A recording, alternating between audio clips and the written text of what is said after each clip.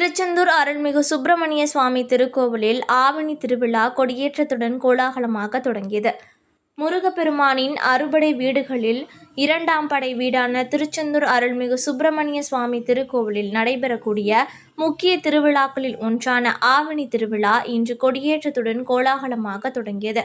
ஆவணி திருவிழா 12 நாட்கள் வெகு விமரிசையாக நடைபெறும். இத்திருவிழாவை முன்னிட்டு அதிகாலை 1 மணிக்கு கோவில் நடை திறக்கப்பட்டு 1:30 மணிக்கு விஸ்வரூப தீபாராதனையும் 2 மணிக்கு உதய மார்த்தாண்ட அபிஷேகமும் தீபாராதனையும் நடைபெற்றது. பின்னர் கோவில் உள்பிரகாரத்தில் உள்ள செப்புக்கொடி மரத்தில் சிறப்பு பூஜைகள் செய்யப்பட்டு அதிகாலை 5:15 மணிக்கு கொடி ஏற்றப்பட்டது.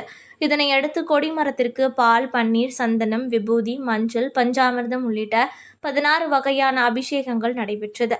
இதனையடுத்து மகா தீபாராதனையும் நடைபெற்றது. கொடியேற்றம் இந்நிகழ்ச்சியில் ஏராளமான பக்தர்கள் கலந்து கொண்டு அரோகரா கோஷத்துடன் சுவாமி தரிசனம் செய்தனர். 12 நாட்கள் நடைபெறும் இந்த ஆவணி திருவிழாவில் தினமும் காலை மற்றும் மாலை நேரங்களில் சுவாமியும் அம்பாளும் வெவ்வேறு வாகனங்களில் வெவ்வேறு கோலத்தில் எழுந்தருளி 8 வீதி உலா வந்து பக்தர்களுக்கு காட்சியளிப்பார்கள்.